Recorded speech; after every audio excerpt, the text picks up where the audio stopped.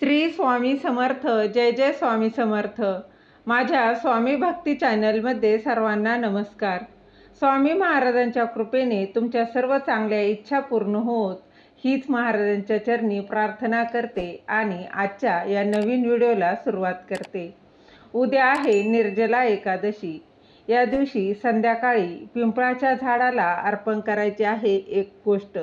यामुळं काही पितृदोष असेल, त्याचबरोबर काही शनिदोष देखील असेल तर तो याने दूर होणार आहे. तुमचे 7 पिढ्यांचे दारिद्र्य याने नष्ट होणार आहे. अत्यंत महत्त्वाची अशी ही निर्जला एकादशी आहे. दरवर्षी ज्येष्ठ मासातील शुक्ल पक्षातील एकादशी तिथीला निर्जला एकादशी ठेवली जाते.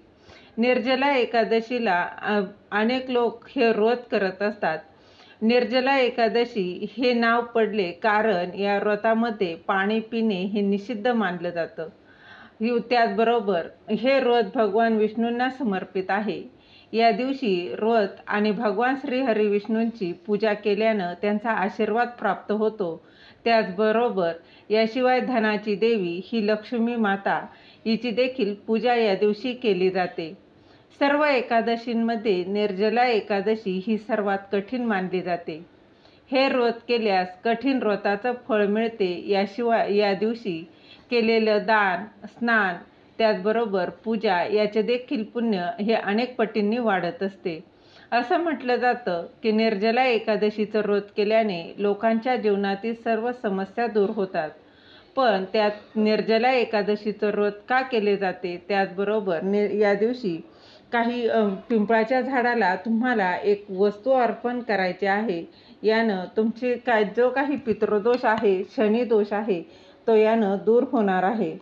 तर त्यासाठी एक तांब्यात थोडं पाणी घ्यायचं आहे. त्याचबरोबर त्यामध्ये थोडी साखर टाकायची आहे. हे पाणी पिंपळाच्या झाडाला घालायचे आहे आणि त्यानंतर या पिंपळ वृक्षाला 11 प्रदक्षिणा मारायच्या आहेत.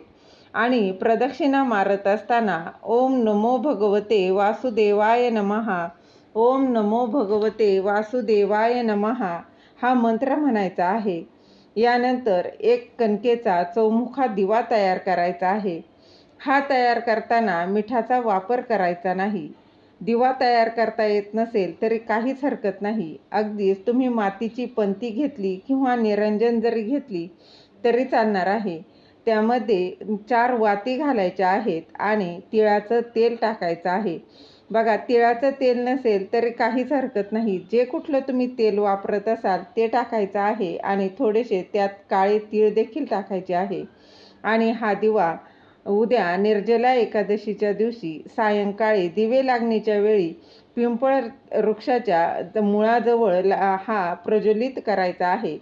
त्याआधी दिवा ठेवण्याआधी तिथे थोडेसे तांदूळ किंवा फुलाचं आसन द्यायचं आहे आणि त्यावर हा दिवा ठेवायचा आहे. आणि त्यानंतर दिवा प्रज्वलित करायचा आहे. आणि हे करून झाल्यानंतर माता लक्ष्मी आणि श्रीहरी विष्णूंना प्रार्थना करायची आहे. यामुळे ते प्रसन्न होणार आहे आणि त्यांचा कृपा आशीर्वाद देखील भेटणार आहे. त्याचबरोबर आपल्या पितरांचा आशीर्वाद देखील याने मिळणार आहे. कारण पिंपळाच्या झाडावर पितरांची छाया असते. त्यामुळे पितर हे प्रसन्न होणार आहेत. व त्यानंतर तुम्हाला एक वस्तू अर्पण करायची आहे. ती म्हणजे थोडे काळे उडीद किंवा काळे तीळ देखील अर्पण केले तरी देखील चालणार आहे. चमचाभर नसतील तर बघा, तुम्ही 11-21 जरी काळे उडीद अर्पण केले तरी देखील चालणार आहे. याने जो काही शनिदोष आहे तो कमी होणार आहे. शनीचा जो काही 7.5 आहे, शनीचा जो काही त्रास आहे तो याने कमी होणार आहे. त्याचबरोबर हा उपाय तुम्ही दररोज केला, दर एकादशीला केला तरी देखील चालणार आहे. त्याचबरोबर तुम्ही दररोज पिंपळ वृक्षाच्या जवळ एक रोज दिवा लावला तरी देखील अतिशय उत्तम. हा दिवा लावून किंवा तुम्ही बघा, माता लक्ष्मी आणि श्रीहरी विष्णू यांचा आशीर्वाद तुम्हाला मिळणार आहे. त्याचबरोबर पितरांची देखील सेवा होणार आहे. त्यांचा देखील आशीर्वाद प्राप्त होणार आहे. पितर जर तृप्त असतील ना तर कुठल्याच अडचणी येत नाहीत. त्यामुळे शनिदोष कमी होतो.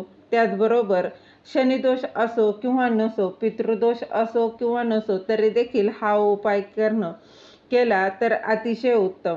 तरी देखील चालणार आहे. माता लक्ष्मी आणि श्रीहरी विष्णूंचा आशीर्वाद तुमच्यावर अखंड राहणार आहे. त्यामुळे निर्जला एकादशीच्या सायंकाळी पिंपळ वृक्षाच्या झाडाला ही गोष्ट नक्की अर्पण करा.